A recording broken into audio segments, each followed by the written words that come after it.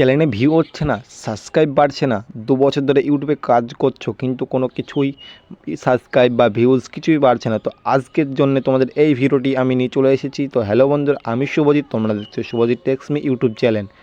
আজ আমি এমন 5টি ভুলের কথা বলবো যেগুলি আপনিও যদি করে থাকেন তাহলে আপনি এখনই সাবধান হয়ে যান, কারণ আপনি এই ভুলগুলি করছেন বলেই আপনার চ্যানেলে ভিউ বা সাবস্ক্রাইব কিছুই বাড়ছেন না। আর এই 5টি যদি ভুল করে থাকেন তাহলে আপনি এখনই সাবধান হয়ে যান, না হলে আপনিও হবেন ব্যর্থ ইউটিউবার। ভিডিওটি সম্পূর্ণ দেখবেন, যেই 5টি ভুলের কথা বলবো সেই 5টি ভুল করবেন না, তো আপনার চ্যানেলে ভিউ বা সাবস্ক্রাইব দুটোই বাড়বে।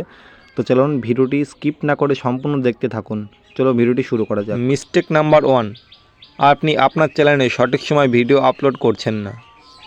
আপনাকে দেখতে হবে আপনার অডিয়েন্স কখন বা কোন সময়ে অ্যাক্টিভ থাকছে, তখন আপনাকে আপনার ভিডিওটি পাবলিক করতে হবে।